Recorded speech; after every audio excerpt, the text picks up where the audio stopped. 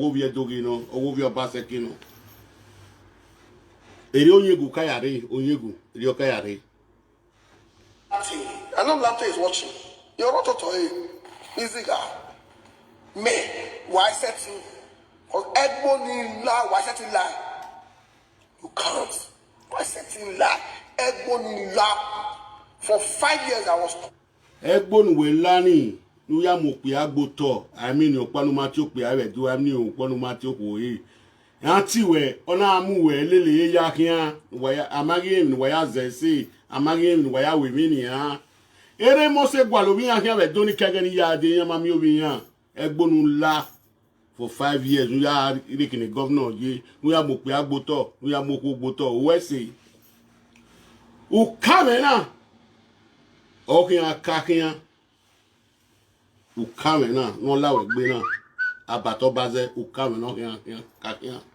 U beto no 20 yari ni ya. No 20 yari yu boba otu no ma. Sumato baze.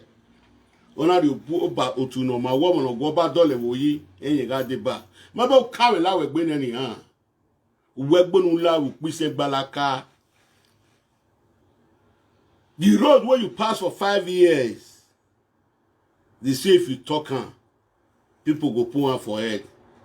Me don't put my hand for head about Obaze for 5 years. Many papa find their pikin, many mama find their pikin, they don't know where they get to today.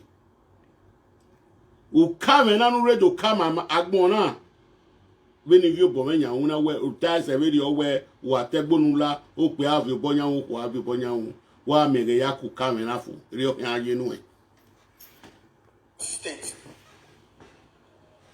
See, Latte, Stainless, social media dog, Loretta. If I count people when I convert, people when I preach the gospel of 4+4 talk battle, I must. Why are converting? They are my convert. Why are converting? Kinu ya converting? Kini anti weri we la ya fe ni. Wono wa tegbonu biye kinu ju biye wa yu miege ya yu nwe do kafo. U kame na la we gbe abato baze we nu fe ko kade na. 2015, AK. While they're busy, they do their work. They do their work. I dedicated 5 years of my time to the struggle. I appreciate you people. You people joined us. 6 weeks to election. One beggar no me no ita mi bi edu. Ma be mi no ita mi bi edu. Owe 6 weeks to election. Owo wa na do dey by yan we appreciate wa. Era guan wa ma on ote guan wa ma on ya ipe hian I take joy. Begin to do video. But that will not miss it because we know some road. Because we know people. We want to be coordinator. So when I saw that audio, I replied him via audio. That was the first time. Now almost every day during that palliative, now almost every day still as they send voice note to me, insulting me. because Odewini is Stoneless now send a video go every day. Cause I have no time is Stoneless. Where you will meet Governor Obaseki and you will meet a do to great. And not to me with supergative. Is Ogareva when I paracetamol, now we feel sick. Obiere was disappointed. Ono say no na gbe record igwe dedegbe no na rovio. Ono ya omo no temata. Ono say na kami bi edo ya fe. Kode omo ya temata. Abati na. Ibi edo. Iwe ni ma so agi e ma wa. Unyi won e fe ko ye gbe ma na ni ha. Ma itania wa ma yaji. Be no wa je na na bi edo. We not bat. Or kind of we and so on billion on the social media. Or tiny where come and have volley and come. Or tiny where na so avia address wa gin e wepo umania wo baseki ye ni hin wa we atai se very owe iyana gala po ta lewe do address no we ni aso avia ore na ni na ita fi ma de digbagbe o ma o ma bi ni meje okuta wegbe no venkere agwepai unje yokin apa obubukin ewuyakun when I say the pack of the agbe when I come we will know. In my reply, I was trying to be diplomatic.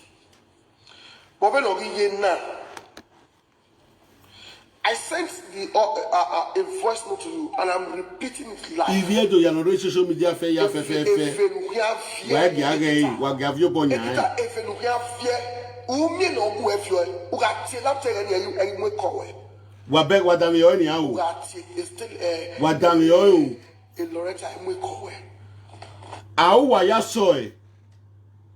Awu wa ya so e wo ladian ami mi opa no mate to ni kabaka e ami mi opa no mate kafto osa e ami manobunwe oni wa ma eni magu egun awon yan afe ko mu oda enwini yan e abato bazeri tamom ori tami bi edo nana we e kila yen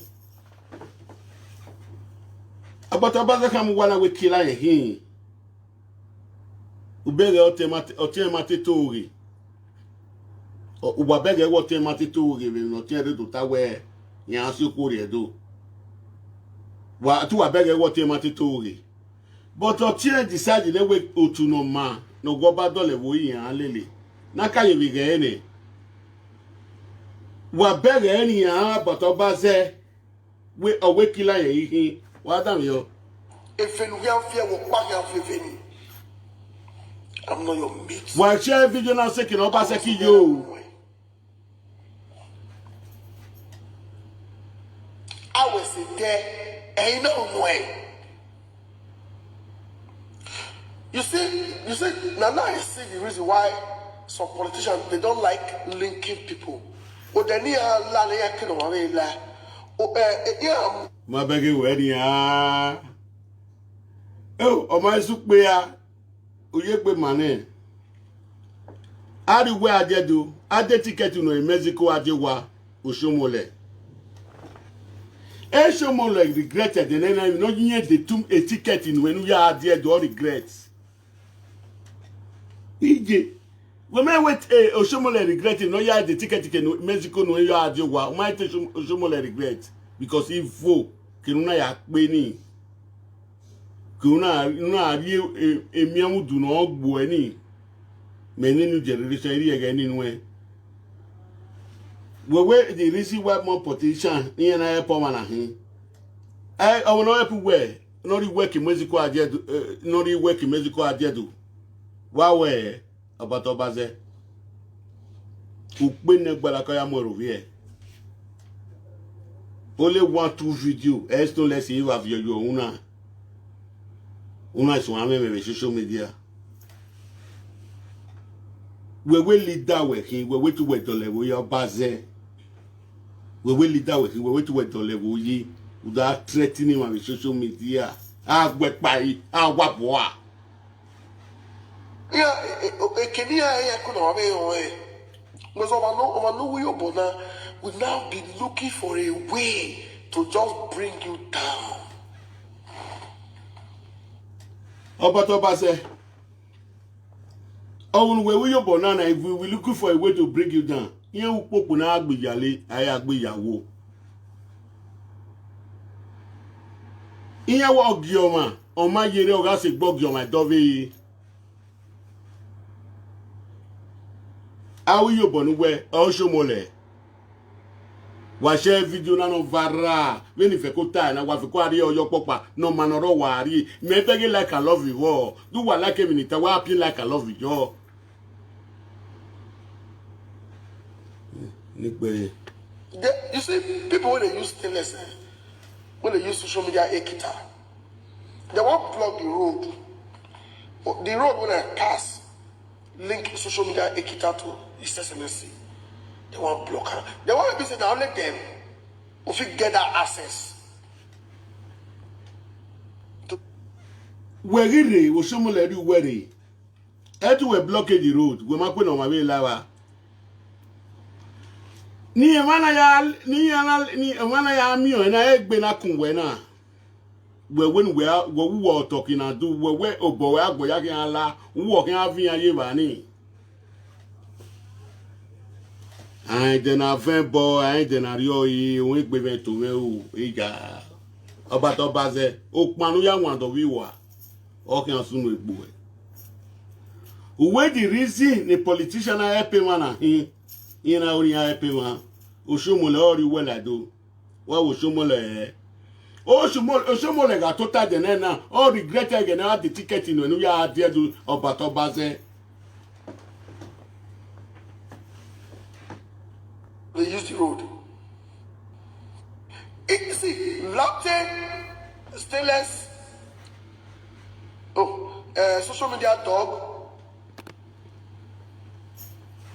Loretta, if I count people when I convert, people when I preach the gospel of 4+4 talk back. When I convert here, I back by an anti-weni, no walk by no weni. My own, where may come here to my year or year, me Tanania. And here, cut back here, on here. If you do so well, yao. If you do so well, you can't back a ya on here. Oh no, if you do, voila, oh, if you do so well. I must mention their names. They are my convert. 2015, again. While they're busy, they do their work. They do their work. I post and what they come be close to her, but don't respond to her, don't say anything. Please. Share the video, let the video viral. If I talk finish, I go open the call moon and start to call. Anybody who want call. Just come talk to me anyhow. Yeah, I mean, someone going to make this lodge in there. Because we only go. A saga ya. Ma be mo gbe kan we saga ni. Ma be kam go we saga. E ma le yi. Me te we me we saga ni. Do do we me aso saga na ni. Kina bo wa we yi. She deleted the video now stay in something today that. Please, Almighty God, for in Netherlands, please just help me try. I need her address. I need her address. Yeah, Sam, What damn you be do? And I'm going to take care of her legally. Abati. Oh, you can't move here do now anybody kill her. Talk to her. Oh, we have all our call your manuri. Abat. No, we read the dollar do ye. No, waiting, you do. Edo for the best. Edo the great. Abat or you come when I go to work and you. We have all our call your man. I call you. All we threatening now. We are the web again. You can't go to social media and call me a gay. And you expect the issue to slide.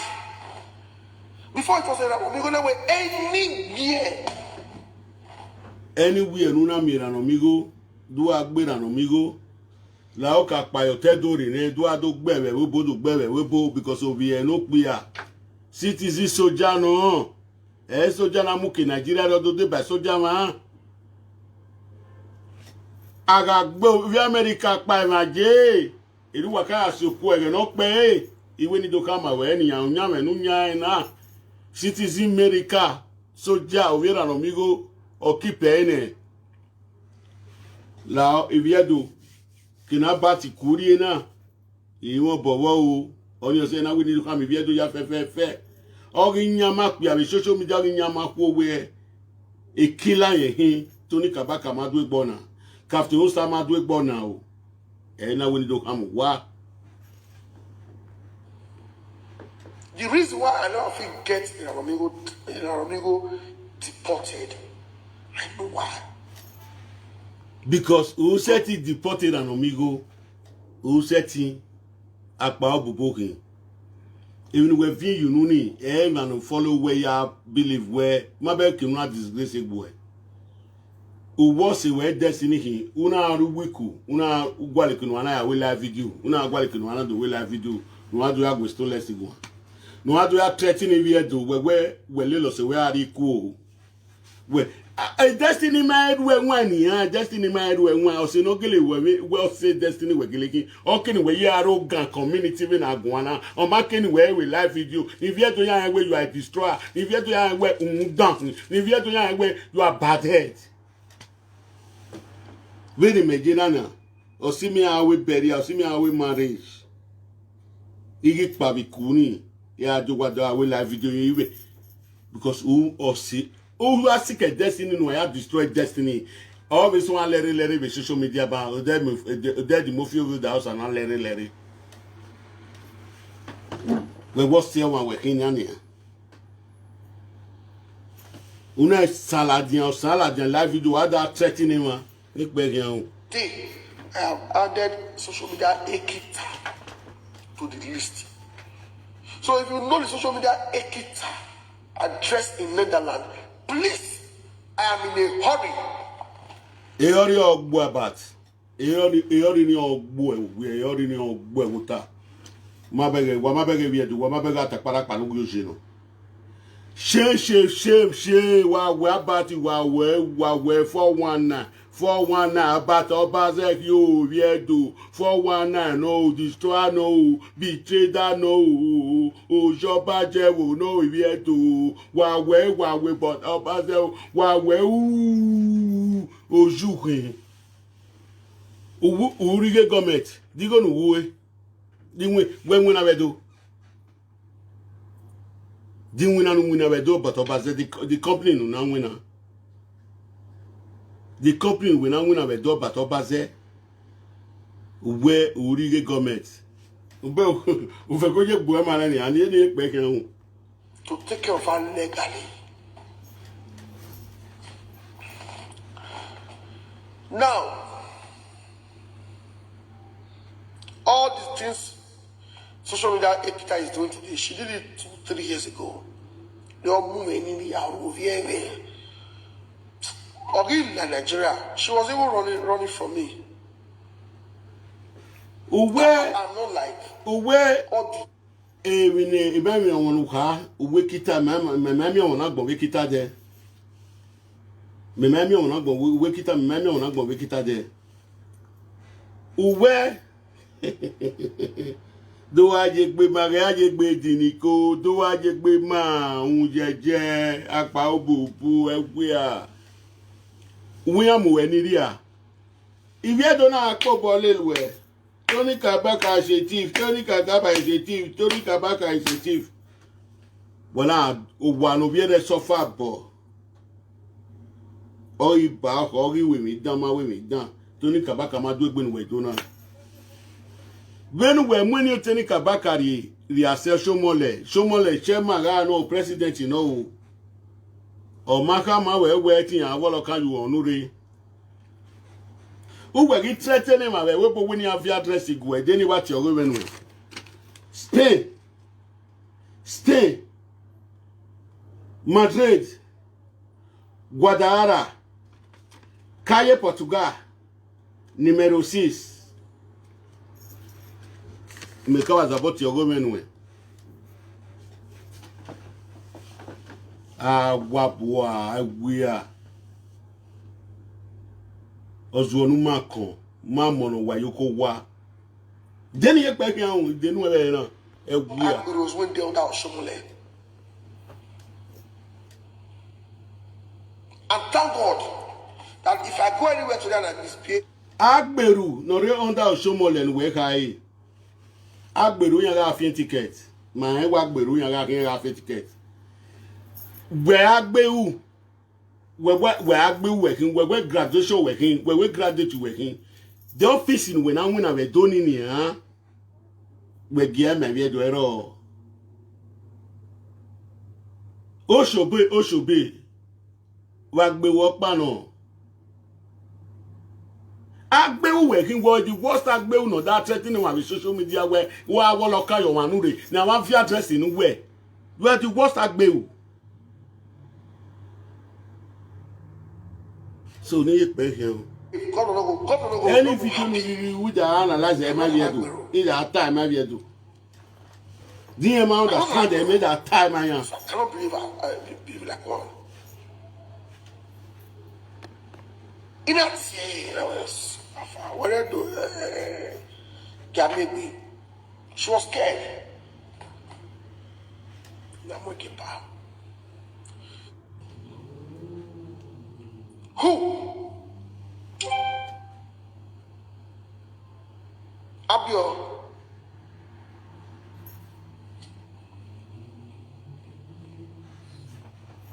He went Abio. Ogbele Obio. So all the things she's doing today. Ogbele Amadin Obio Stoles. Des Stoles master tita no bien ma we. Me doka mwena Ogbele Amadin Obio. O azaga. Akpa obubu egwe a unyeje. Ayegbe ma, we oyegbe dini ko ne do ayegbe ma gege we ni ha. Uwe gi kami viedo we killer we kin. When I via dress viedo gwe no riri sine ke no riri sine wa agbe yan wa. O tun kala jan be dero. O wi yan amoko ajedo. Oku na gele sunu. O viere na do fi weri e o wi yan igwo mare ni o wi yan double wi yan de ba o tun no go ba dole wo yi. O tun na do de ba no to ya de ba o kamela we gbe ni. Erima obanedo ebono tie osun an log we na party wa be gangi we osun an log wa ne o mi boya log wa owe o mi boya log wa uta koma negi leru no ma dado negi we mi no ma dado negi si viedo okowo we no gi si viedo okowo ta no kuli viedo kwa wa no si oligi no viedo gbe Eboneri Matie Obanedo August Wegba Bati.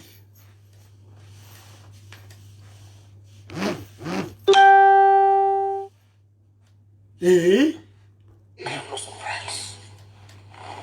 2 weeks to election. Oh God. Wow. Thank God you be no here. You be no man be no here. Una viage. Eto o my la wodo be ni my wakana. It's a free like freestyle, no? Except on our wodo, all cannot do complain. On our wodo be no cannot do complain. When you begin ania, o kuna le lewe ko no ma ro wodo na do la jan we ri ono. Ija, eta go gwa na gwa try a lot in on ya. Oga ku me ujo go sa. O ma be ku ri ono, so e matter ni mama ka ye me. Share this broadcast. Share this broadcast. Invite your friend when they come watch. Hey. In a way,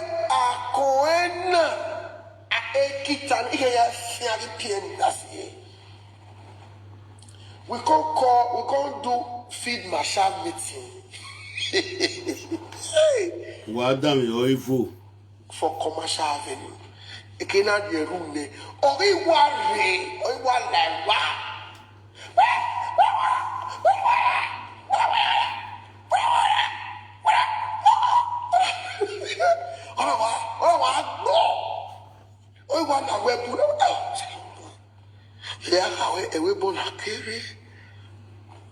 I will feed my shaman to time. When I see the video now, I will post the video where she dey dance. Era molita, otema olita, osema olita ya ekpu si won we ayi kori omo wanzen. Ni de gbe to osema olita, era molita, oviedo no ka pataki, oya si won we ayi kori omo wanzen. We na do bo won we yi kori omo so less azen. But on ime tami viedo omo no temata no. Omo no temata no. So that's the reason we even with that. Magba when we unwe susuhin, unwa to sihin. Magba when Uwe gi tradi ma vie do we e ayakila hu. Koma koma no ri la do wa agbe wa. Wa wo lo kan yo manu re abata obaze. No no call yo wa so akọ ni wa so akọ no o koma koma no call yo wa ka call yo wa call yo ne 45 minutes ni wa ya call. Then 10 minutes no okay. Iya gwegwa. Iya ine because of by 1 hour no. Anybody no call na we no call. 1 hour no say imegi ogi time very me ya je pe ye ke do gbo e wo se pe do pe ne re ara ja we ma want to see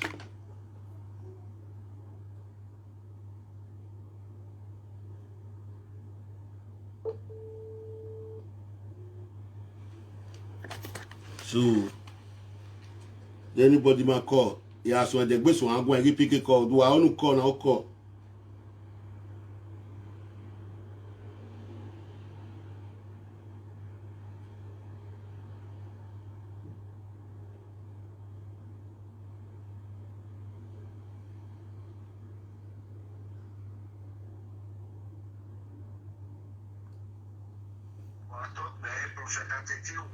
wa to off we gbe mere la video na sinia okay the great call did I you know we online now me iro line where you speak mwe you speak an pe where I went out here ati na okay one me life na imagine ya woman no who amere o ma be wo bo kan ri ono one me abat no da fo e ku no ro una we problem ro ni o no da fo barat mo o me go jo wo o ma me go jo wu o ku no giri ro bo biane o bie no ma e bie ni but no da fo e ku no da fo e fu no da fo e fu no ku o no da fo e o me na ekena o me be ekena be besebo o ko ni na be afio gwe ju ha Ngana efia marela Davio o me go se o program de o pe na kwokwo yuware ni no re ehun no jakori la wa kaka o aloke waro ni o beda wa we wanted to register o wa ri la wa okay gumagwan no dita no fit by na we correct yes wo gumagwan no Emini do TG my brother be no me na yo man o ke kwa ye social media wa be ni tara evi ya ne irano migo ga aka kosali abati no fu de retu bi bobo kan madame yo gumagwan zabota zaza evi ya ne irano migo ta o matori wa be ni tana abati Oma ya season de rano migo woti on. And then na ribo e to ti riba e God self foundation na party muria. E o ti e de na iba wo do ni e ri na ya support God self foundation. Leono. Abati we no fit with here. We no fit with it because okere gbe. E wo ha e so gbebo gbe. Jealousy we not batty. Abati, we not cut down. Abat, or begging of 4 or we are 4 or begging of we, or we are we know where we both or macho just a day.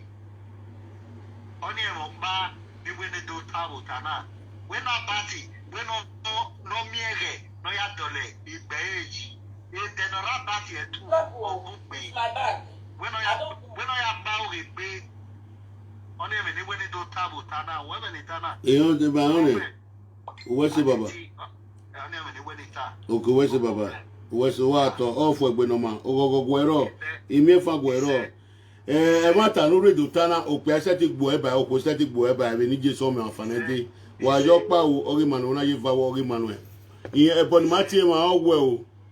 He said, Ogogo no rema ore dori because I work on no temata vewo ererun ananya erun ananya ne ya lode wa to wa ya ze pe baba. Okay, next person. So if you don't know work in orisi niga attacking ban ni zabo pe video na hian o si so ma yen ropa yen ru wa ni a. So ni zabo pe video na hian o Canada. Hello. What are you?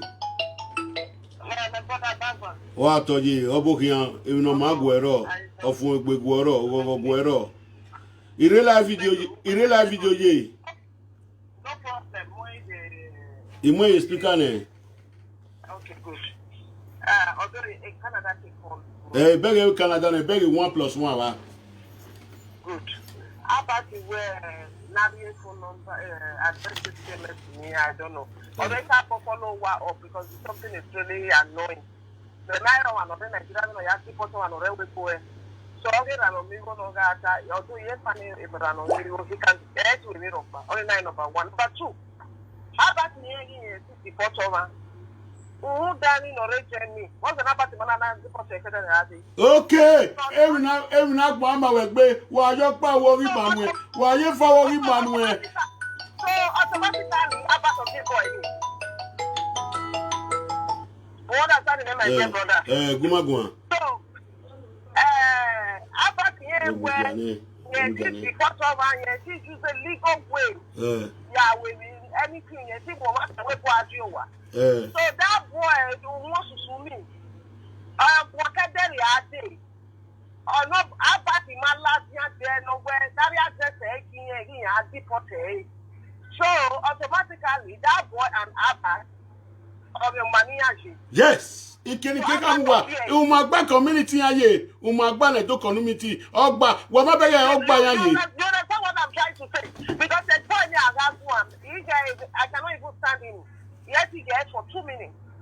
So I said, Mother only 20 at all because. Oh, no, say, Nakami Viedo. Near you, what a case on attack of your honey. Yes, one attack of your honey. Oh, Vega Layak, Biba was in way. So, if Abba can deport somebody from Europe to Nigeria, so automatically Abba should be able to deport that guy. Understand the so they may understand the all who Abba is this. Or who is the food? All the time we had to deport in Ghana. They want all to deport. I'm going to win your prime minister. Come on now. What's my dear brother? Okay, next person. Sister Gumagua with you. Gumagua. Wadomo. You pick it international. Gumagua, yeah, when international call when we pick it international. We are live video. Okay. Wako. And your father may well know what I will. A month and over Seki Mahaka Kaboy. Over Seki of our rule for the Namorule with a Berane with a peaceful. Now, when you are the social media, why you about to go to about it now? Because someone has to about it now, when I say I are not party, all the same for Seki. Because something is like over security and social media, no problem, my name. How about if we have party or for sponsors to attract him on the way? When you are going to work, we are campaign, no, who is a bit to attract him. So, a lot of money writing in our party. But why I put in your second of year, Lawa, on our no okay for the mouth of Pado. How about the warrior near what about the near to start near any? Woman, already attending us here. How about it? How about in the area? What you here? He why me up here Catosa. He why I'm go here. He why to the Kabaka here. How about the buying Ekinodo? I hear in you. About social media. How about it here, my money? Why? I'll be over social media. How about it become Buto? Mobile in 1 year. And there's one back. If you only look for the other vaccination election, if you only look on your papa, we are going to ask you. Delegation of Musho. Everyone is very picking, and not from the other way. Then we did not drop us a little. Or when you saw your daily. I will work out on it. And you not do any reply for the bit. We're not done it, baby. Oh, what's it? There's no what's it. I'm going to be for day. Because it's not what we are more like yours. Or what? And no matter if you go, they must have you. And you would come. What about the president of the people? Because no one has yours. Everybody, I will not promise so much. Because there's been an epic woman. We're not back to love while I will buy in yet. For the end, we did not get there. However, I'm happy with one another. You will be apple. It was brilliant that you are on my party between you. What was going on that? What did you want? Or what did you wear? Because the kid and well, if the back and go out with social media, can't feel I can't feel that. Go out with social media, man, you don't know it. I managed to imagine that you are back. I managed to even if you get it, he did it. Europa. He did it when you're going to give it. Because somebody goes in here, he goes to marry in here, he will have back. I will go. You're going to be a and not about the year. You're going to hear we're going to balance here. I'm going to balance here, we'll have back. Because it's 100,000 was only 200,000 here. And in the case, it's open. Well, I said it's here now. If I see no care, not back here. We just want to reject your name, but we go. But we want to reject your name. I want to know his because of money. One more area about the mobile. Second, I want more of because I told him enough. But who was in a study cover? You mean one with any one bottle. I want to see you want to put them of the facing in my animal. They want to I'm not good at it. I'm not going to because the mobilization is supporting governor already. I'm not governor already. We might be supporting. Not the people are not going to get already. We don't react. We are going to have you're trusting in your own. When we look at the sponsor, the one of the people on the railroad. It's our talk, but it's called. Oh, for good, no, Makia Zekbe. No, Papa. Oh, Guero, me for Guero. Ukunoga call me Granada Baba, and I will not call. Ukunoga call me Granada Baba, and we know Zabo call. Noga international call me, we know Zabo call, not to tell me no water. So, about Obaze, Uye Boemane, Agbawe, and any, Ugume auntie, no look for Bonue. May the address men who in the bow, Spain, Madrid, Guadalajara, Calle Portugal, número 6, Aguekbai, Wamuniweria. Ini Tony Kabaka Numuri Abu. Ini Stoles in Muria, who were go at the bottom. When my when I stole address a monkey face, my when I go eh. Umari immediately, no when I address a monkey face, you go to deport a monkey face. It didn't. Hello. Laos, you know, but Laos, you know, you many see a coto with door. No, you give me with dossier coto. Okay, go magua, irrelevant video. Hello? I did for live video.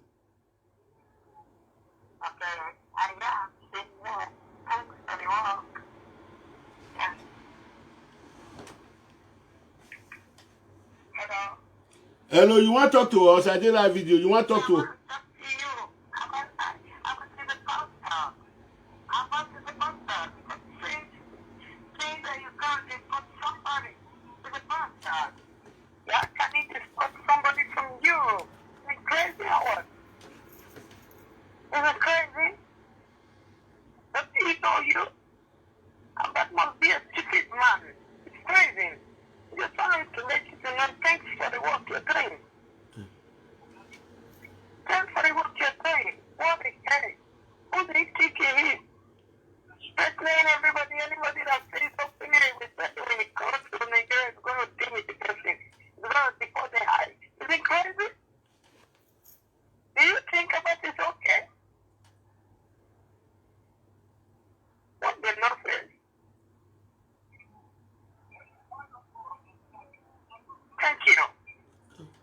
Iyo. Thank you. Iyo ne. Ije. Ebo no huona ze no do tama me because we ma just huoma we have yo. No ebo no huona ze we do na la ze ma me. Abato baze. Agba we neni a. Wa we Uwa do gbo. Umami mo ki face. No we na the address egwe kere da de we na the address so let's go e. Ibe woman wa yaje ne. Aworion ba orien wo yan ga so wo edene bo ro wa. Ni mo ki face ke operate more than 3 years ya de o ma we na the address egwe no deport ya de wa ko so ba se ke oju wa ya ke. Ya so afan wa kedo wom wa kedo wi fun ya so afan wa na. Umami address mo ki face no we na deport wa ati obato ba se de ogun gba na yo a o wa ti egun me umami address mo ki face no we na ri enu no deport locally iwo ya zo e ba locally ya zo abi locally ya zo me no ya zo what address is on this you are in hurry iwe mo new generation ta agba wa ya fe akin agba wa we agba wa wota we leader we kin we to go to level yi we do most great owo punu yi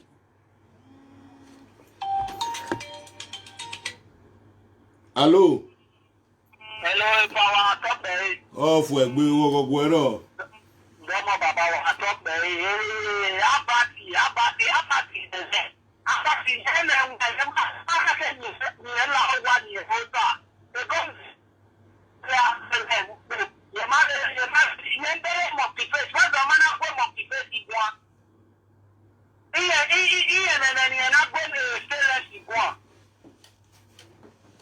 When abati lawa when abati igwa abati one or the abati lawa not the abati or the lawa because not the abati lawa. Baba ni when you come when abati when all time when all time why go get no muja je we marige government we erige government di wona abati no di wona abato pa di wona abati wona be do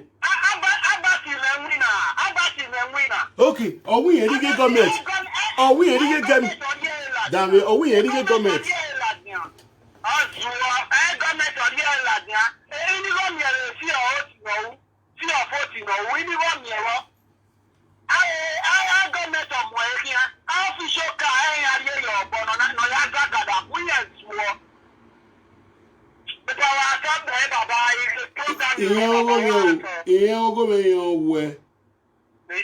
Eboneri oba na do tie wedo no tie owe komo ko wono mwuri a no siedo no viedo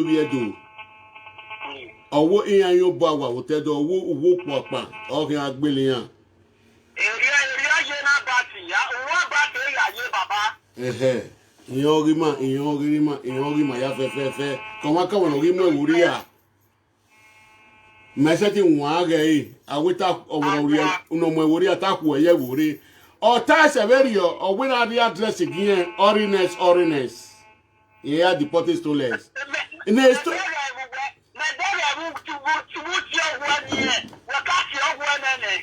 no ya e wa we gbese gbe wo e lati ogo re awe monica atu ari we gwa address we Canada ade e di mo fi no we da o sa awe monica atu ari gwa address we itie ne ni ha o itie ni ha ne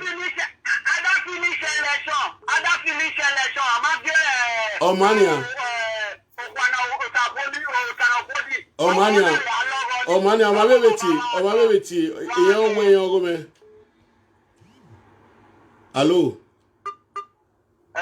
hello koje obokin aye iyan ogo me o emi na gba ma we gbe wa yo pa wo manu ogogo ero Mokati final where was the one all the same good. Additional we government. Yes, we accuse the red door because I remember when I want to say, oh my God. Origo, that is not our business. If dollar me a video winner, we not declare its annual income. Its annual income, let him declare it, and how much he pays for tax. Then I ask we want to know. We just want to know Erigo accepted, loud and clear. Ma accept where they go now, can not me go no low. My own my hand. When his annual income, because it's more admired, I have my annual income. I need to tax me pay. So let's him prove to us his annual income from making a year and the taxes that is paid. We want to know. Nobody is accusing him. For me, I'm not saying Origo government, Erigo government. Orion judge, eh? Orion judge. Nobody no accuse, eh? Nobody no accuse. Your salad, yeah. We want to know his annual income, the money not made, his annual income, and the money the tax is not paid. Not tax, not paid. Because he wants to tell us. He wants, we are doing legal way. They are deported. They are delaying no. It's saying like the one that's not when no proof, can he prove his annual income? I can prove my annual income. We can now win. Let him prove his annual income. Then a tax in the Nigeria government. Then we want to know. Let him prove it. Then I have my annual income. I can prove it. Come anywhere. I can prove it in the court of law. Let him come. Let him prove his annual income to us. We want to know.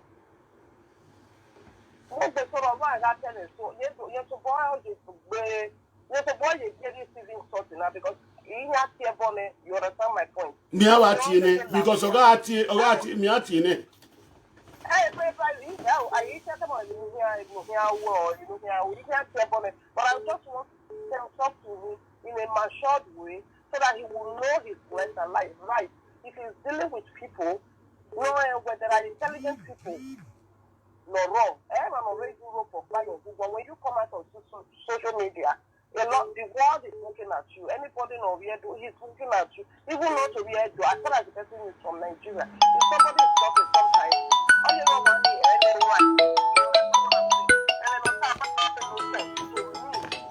my own point of view, and then also I'm making no sense. Let him come and prove to the world his annual income, where he's working. The money, the taxes. What? I really love you. We want to know. Then nobody will accuse him. People will not worry the government. Then those people will not be quiet. Okay. Hello, my brother Lau. Idam your way. Idam your way. Where's he? Let him prove to us his annual income. We want to know. That is all. He didn't pick on her. Now we pick on her. Where's he? Right. Okay, thank you very much. How about the way? Hello? Yeah, I caught before. I caught before. Can you hear me? Yes, I'm hearing you. I'm hearing you, man. Yeah. I thought you the pastor. You know what? Yeah, I want to talk to you. Can you put it on speaker? I put it on speaker. Yeah, I want to put it on speaker. I thought you the pastor.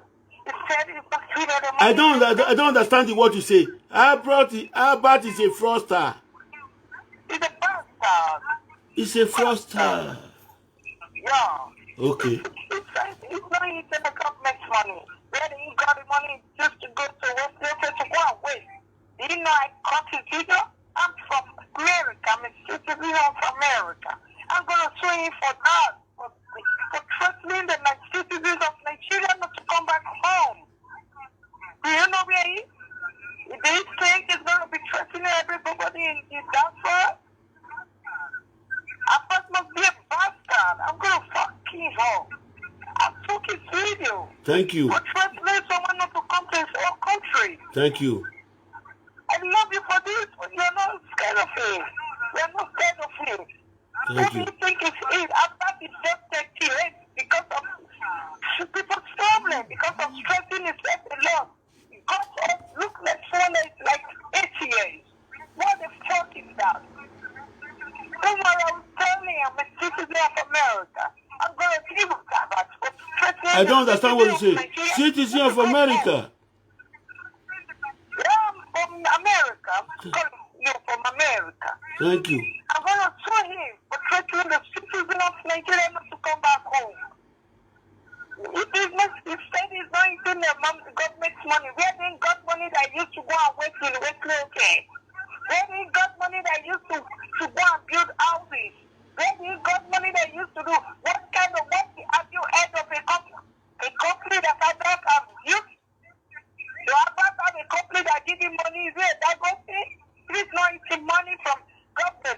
Where else do we get money from? If a friend is not eating government money, that means he must be a drug dealer. He must be a drug dealer. He do a drug dealer. He's a crazy man. Thank you, my brother. Thank you, man. Trust me, you're going to hear from me because of what I've just said. I don't know killings or whatever I call that. But I'm going to sue Harvard for that. I'm going to sue. I will make sure I tell the last lot of Harvard. Thank you. Thank you. She just said. Thank you. Thank you, my brother. Thank you. I appreciate your kindness. Thank you. Nigeria citizen. Thank you. I think you deserve an award from this. Thank you. Thank you, man. Thank you. Yo. Hey, my papa tell me make I go school, I no go. See as they speak Oyibo like water. Where at a froster. It may be a big bonny than a young worry. Maybe on the froster. Ah, but away from froster.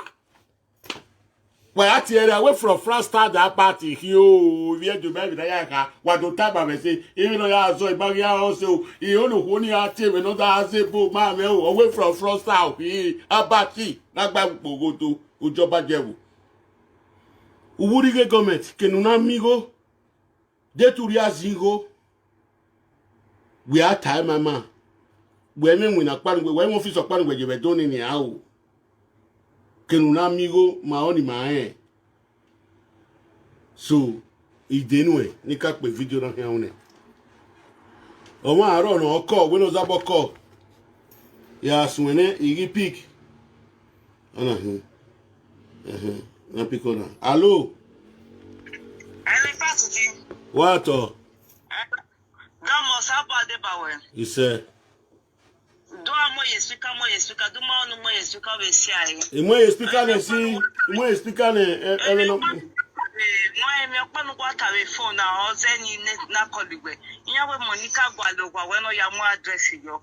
No, you am a bebo. Eh? Me, I could be a Magbalazi of your booking. The accent you were addressing me.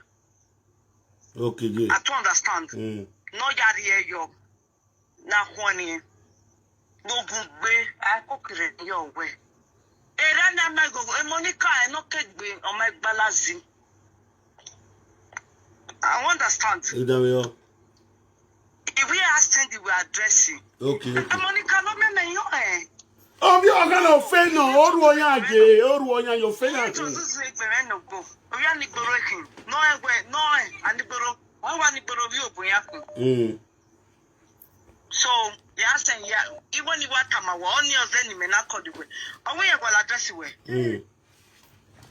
If we are sent address, the West send again where you are. Okay.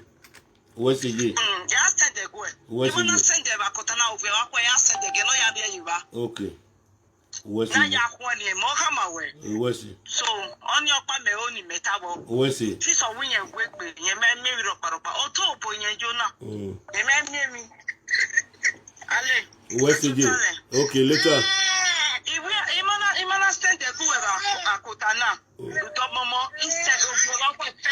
Okay, Omania, almost on if you have almost on it. Okay, what's it? What's it? Yati we back about money, Yati we buy in your way.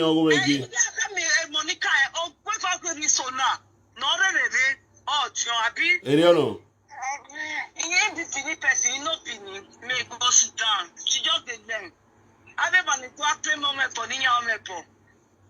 Ma come your way, our boy. When she pay, when he made that area, he made that.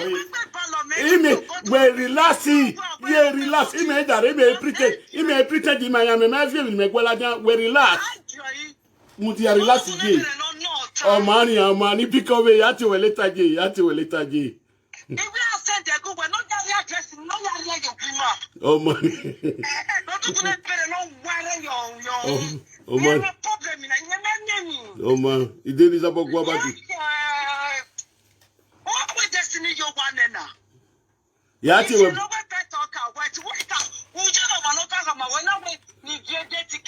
Oh my Yati we ban is about I tell you Yati we ban.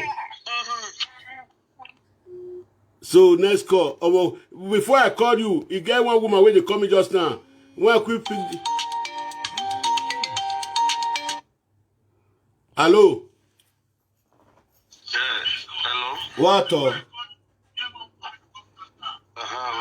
Oh yes, you off work. But Papa, real live video. I go make one a real live video. Oh, guma gwagwa. E wait down e sano.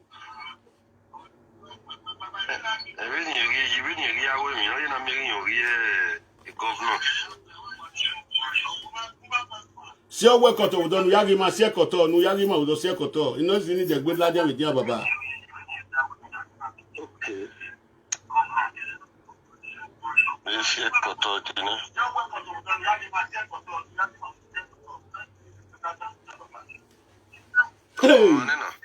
Hey, guma gwa. Ni wini kama bachi wakame governor no tama no lawa no do mwini tawe kimeni abati wakin no igbe kagbu to gbe oyafe wo se baya mu honorable bogure gbe so me is that why gbogbo wa gbe oni edekun ni resiliency oni maton ni